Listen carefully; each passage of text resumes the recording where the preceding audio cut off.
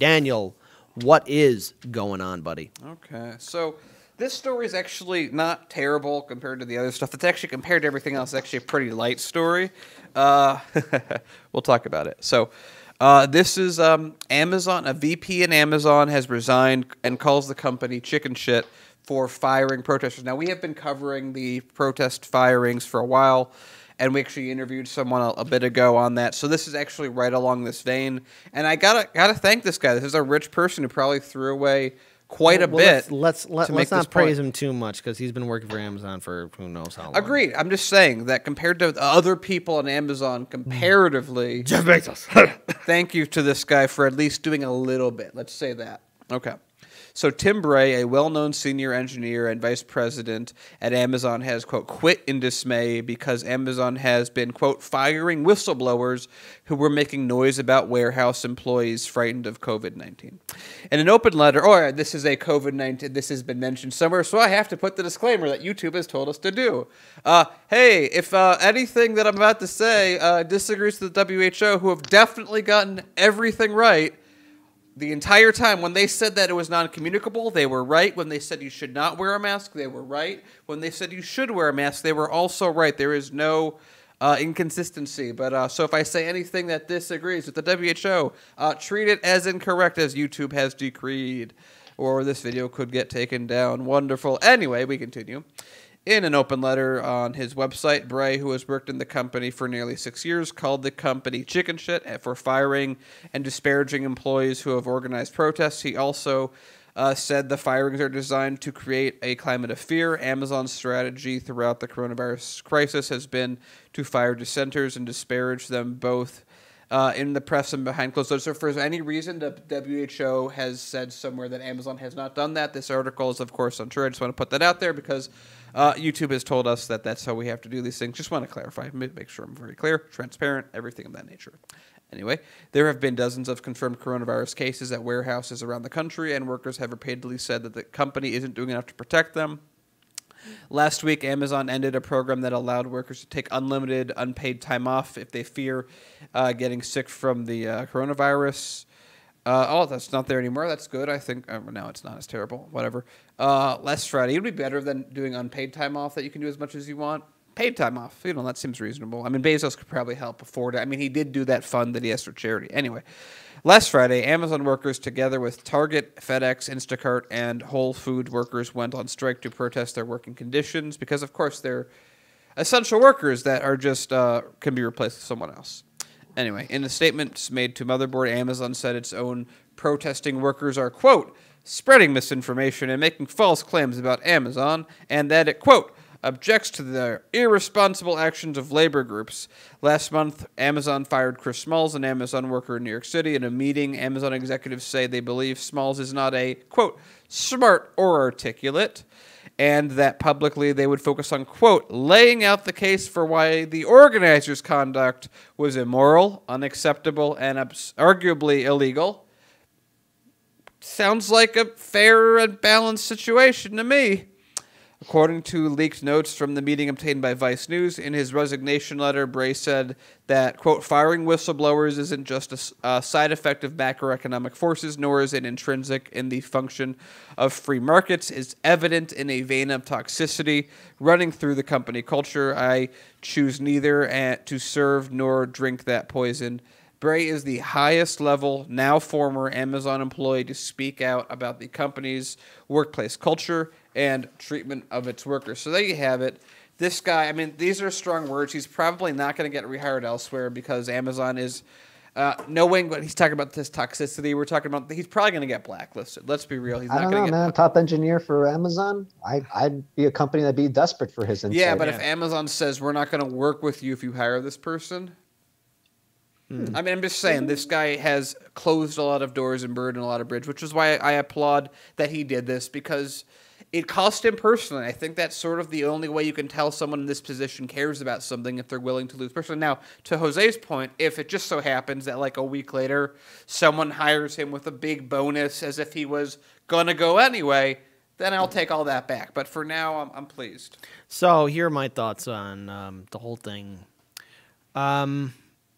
I still can't help but think of that interview Jimmy Dore did and the interview that we did with some Amazon employees talking about how dangerous it is. Now, look, for our interview, we focused on the Chicago warehouse. We actually had checked that interview out after the show, of course.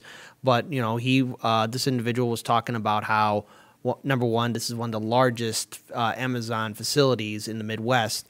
And again, the workers there are working in an unsafe environment. Nothing's being sanitized. Nothing's being taken care of or addressed about the real threat of COVID-19.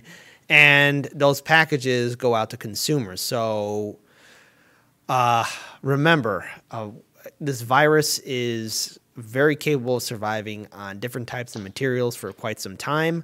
And people then can get exposed to COVID-19. So the way Amazon has been handling this situation, the way Amazon has been telling people to support its workers through charities or other means, says a lot about the institution and its ownership. Now, I got to give applause to this person for addressing the fact that how Amazon's been handling the strikers with some respect. I got to say, okay, yeah, this guy's bringing it up. But the thing is, where is the rest of the management? Where's the rest of the leadership? Where is our elected leaders calling out on Jeff Bezos? Where are the consumers? Yes, I'm even calling us out. Consumers, where are the rest of us at in regards to holding Amazon accountable? Because these workers that are working at these warehouse facilities are putting themselves in danger. And in turn, if these facilities are not properly sanitized and these workers are also getting COVID-19, anyone who orders from Amazon is at a very clear risk of getting COVID-19. So now there's also this potential risk of this virus mutating and becoming something far more deadlier, so we get maybe a worse second wave. This needs to show us that these multi-billion-dollar corporations must be broken apart and must be regulated, and we must take care of the workers, because if we don't speak up for them, we are all going to deal with it. I want to hand this over now to Jose. Thanks, guys. And, you know, I just want to say I always love working with you guys because of the focus on stories like this. I mean, like, it is kind of, you know, it's dangerous how powerful Amazon has become. It's become such a vital part of a new way of living that everyone should have equal access to. And the way that Bezos runs it is awful. I mean, like, you know, he literally is putting all of his workers at risk without proper precautions to save a few bucks. You know, like, I think this, you know, and to Daniel's point, like, you know, this guy is a brave guy. Like, even if he does get rehired, I don't think he left the job to go work, you know, for like some South Korean version of Amazon, though that'd be really cool if he did that. You know, but I think that he is, as an engineer and as a vice president, he is probably someone that's had more of a hand in actually working to build up the logistical framework of Amazon than Jeff Bezos himself. And for him to leave in solidarity with a worker, you know, is a powerful statement. I don't know if this is the kind of story that gets enough play right now, or, you know, this is something else like we're going to forget about, like the Amazon being on fire. But just to show that there are people at many levels on top that would be partial and probably work well with a Sanders administration. You know, it's just not Jeff Bezos. You know, it's just not Michael Bloomberg. It's just not Bill Gates. It's just not the vicious, vindictive billionaire that had to fight and claw their way to have more money and wealth than a pharaoh and that they will ever spend in their lifetime. It's the people that do the work. I think they would work well with a Sanders administration. So that's my take. All right. So I think that's an important note to end on. I think it's also important for us to address that, look, COVID-19 is a very serious threat, and what Amazon is doing, especially with its leadership, how it's threatening workers. These workers are heroically stepping up and addressing us, the consumer, because we live in a consumer economy. They're telling us that something's not right, something's not good at Amazon. They're telling us that they are all at risk of COVID-19, and every time they bring it up, they're being told to be silent about it. Now, us as consumers, What can we do? What is our power? Well, we could cancel Amazon Prime. That's fine. That's good if you want to do that. You can boycott Amazon. That is good as well. But what we do together collectively, because it's just not Amazon that's doing this.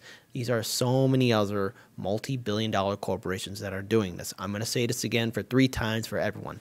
Number 1, we strike. Number 2, we strike. And finally, for all those in the back, we strike. All of us.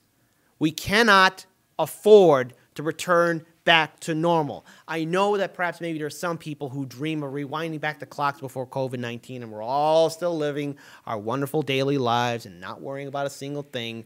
Well, guess what? Planet Earth has just given us a real reality check. COVID-19, it's not going anywhere anytime soon. It's a real reality. We are going to be walking into an economic depression. We've been living in a society of smoke and mirrors. Isn't it time for something new?